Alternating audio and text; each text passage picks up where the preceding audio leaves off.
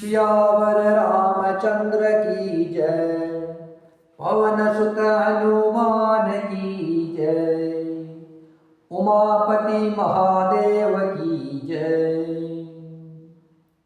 भगवान की महिमा का पूरा वर्णन कोई कर नहीं सकता है, परंतु जिससे जितना बन पड़े उतना भगवान का गुणगान करना चाहिए, क्योंकि भगवान के गुणगान रूपी भजन का प्रभाव बहुत ही अनोखा है। थोड़ा सा भी भगवान का भजन मनुष्य को सहज में भवसागर से तार देता है। जो परमेश्वर एक है, जिनकी कोई इच्छा नहीं है, जिनका कोई रूप और नाम नहीं है, जो अजन्मा सच्चिदानंद और परम धाम है, और जो सब में व्यापक है एवं विश्व रूप है, उन्हीं भगवान ने, जिसका कोई स्वरूप नहीं है, निर्गुण निराकार अव्यक्त अगोचर अखंड अनादि जो परमात्मा है, वही भगवान दिव्य शरीर धारण करके अनेक प्रकार की लीला करते हैं। वह लीला केवल भक्तों के हित के लिए है। भगवान जो भी लीला करते हैं वह भक्तों के कल्याण के लिए होती है, क्योंकि भगवान परम कृपालु है, परम प्रेमी है और शरणागत के बड़े प्रेमी है। जिनकी भक्तों पर बड़ी ममता और कृपा है, जिन्होंने एक बार जिस पर कृपा कर दी उस पर फिर कभी क्रोध नहीं किया। भगवान सबसे प्रेम करने वाले हैं, कारुण्य रूपम है। भगवान सरल संभाव, दीन बंधु, सर्वशक्तिमान, सबके स्वामी है। यही समझकर बुद्धिमान लोग उन श्री राम जी के यश का वर्णन करते हैं। यही समझ करके जो बुद्धिमान लोग हैं, बुद्धिमानी इसी में है कि भगवान का गुणगान किया जाए, भगवान के नाम का स्मरण किया जाए। श्री राम जी के चरणों में सिर नवाकर श्री रघुनाथ जी की मैं गुणों की कथा कहूँगा। जिस प्रकार वाल्मीकि व्यास आदि मुनियों ने भगवान की कीर्ति गाई है, उसी मार्ग पर चलना मेरे लिए सुगम है। जैसे बड़ी नदियाँ हैं, नदियों में कोई राजा पुल बना देता है तो छोटी चींटी भी नदी पार कर जाती है। उसी प्रकार मुनियों के वर्णन के सहारे मैं भी श्री रामचरित्र का वर्णन सहज में कर सकूंगा। इस प्रकार अपने मन को बल दिखला करके मैं श्री रघुनाथ जी की सुहावनी कथा की रचना करूंगा। मैं उन श्रेष्ठ कवियों के चरण कमलों में प्रणाम करता हूँ, वे मेरे सब मनोरथों को पूरा करें।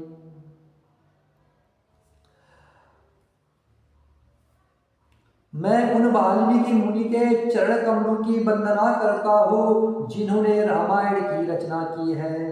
मैं चारों वेदों की वंदना करता हूँ जो संसार समुद्र पार करने के लिए जहाज के समान है, और भगवान श्री राम जी का निर्मल यश वर्णन करने में जिनको स्वप्न में भी थकावट नहीं होती है। मैं ब्रह्मा जी के चरण रज की वंदना करता हूँ जिन्होंने भवसागर बनाया है।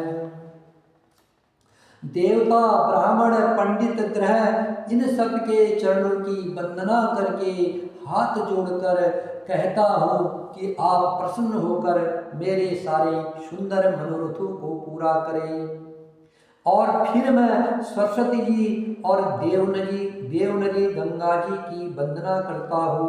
दोनों पवित्र और मनोहर है। गंगा जी स्नान करने और जल पीने से पापों को हरती है।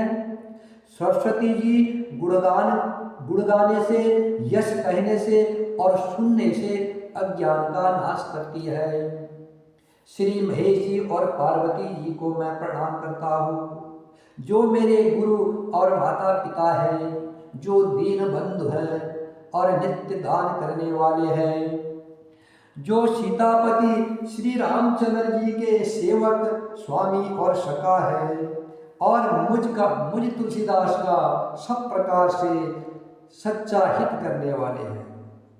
जिन शिव पार्वती ने कलयुग को देख करके जगत के हित के लिए अनेक मंत्र समूहों की रचना की, जिन मंत्रों के अक्षर विमेल हैं, जिनका कोई ठीक अर्थ नहीं होता है और न जप होता है, फिर भी शिव जी के प्रताप से जिनका प्रभाव प्रत्यक्ष है, वे उमापति शिव जी मुझ पर प्रसन्न होकर के श्री राम जी की इस कथा को आनंद और मंगल की मूल बनाएंगे। इस प्रकार पार्वती जी और शिव जी दोनों का स्मरण करके और उनका प्रसाद पाकर मैं चाव भरे चित्त से श्री रामचरित्र का वर्णन करता हूँ। यदि मुझ पर शिवजी और पार्वती जी की स्वप्न में भी सचमुच प्रसन्नता हो, शिवजी और पार्वती जी मुझ पर प्रसन्न हो, तो मैंने इस भाषा का जो प्रभाव कहा है, इस भाषा कविता का जो प्रभाव कहा है, वह सब सच हो। मैं अति पवित्र श्री अयोध्यापुरी और कलयुग के पापों का नाश करने वाली श्री सरयू नदी की वंदना करता हूँ। फिर अवधपुरी के उन नर नारियों को प्रणाम करता हूँ जिन पर प्रभु श्री रामचंद्र जी की ममता थोड़ी नहीं है, अर्थात बहुत है। श्री राम जय राम जय जय राम, श्री राम जय जय राम, श्री राम जय जय राम, श्री राम जय जय राम। सियावर रामचंद्र की जय, पवन सुत हनुमान की जय, उमापति महादेव की जय।